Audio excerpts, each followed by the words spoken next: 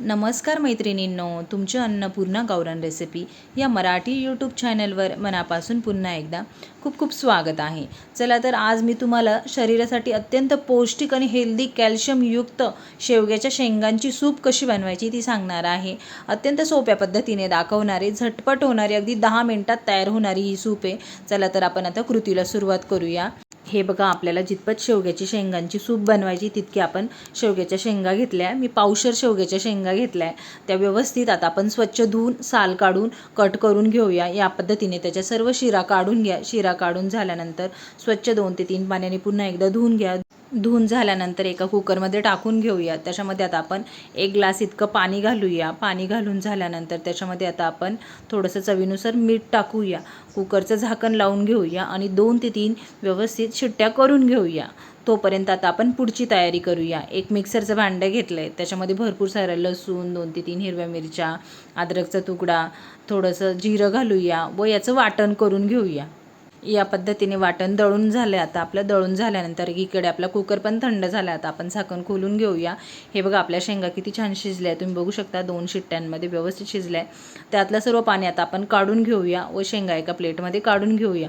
काढून झाल्यानंतर या पद्धतीने 2 तुकडे करून घेऊया. तुकडे करून झाल्यानंतर एका चमच्याच्या साहाय्याने जो बी गर व्यवस्थित शिजून घेतला आपण तो गर काढून घ्यायचा आहे. शिजल्यानंतर गर हा एकदम पटकन निघतो.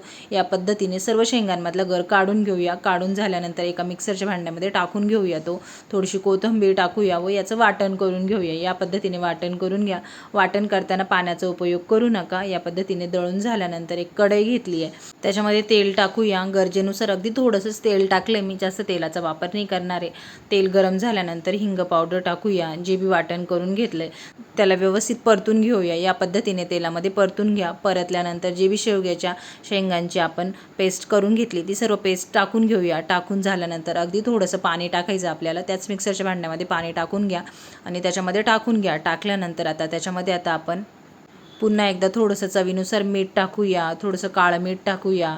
साजूक तूप टाकूया. तूप हे आवर्जून टाका. काळे मिरे पूड टाकूया.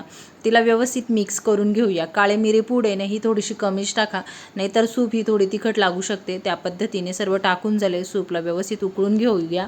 हे बघा, आपल्या सूपला व्यवस्थित उकळी फुटली. तुम्ही बघू शकता 5 ते 10 मिनटं आपण सूपला व्यवस्थित उकळून घेतलं आहे. गरमागरम शेवग्याच्या शेंगांची सूप तयार झाली आहे. या पद्धतीने नक्की शेवग्याच्या शेंगांची सूप बनवा.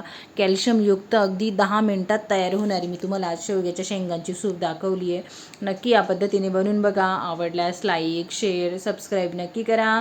व अशी झटपट होणारी, शरीरासाठी अत्यंत पौष्टिक आणि हेल्दी अशी शेवग्याच्या शेंगांची सूप तर नक्की बनवून बघा. चला तर भेटूया अशाच एका नवीन पुढच्या रेसिपीसोबत.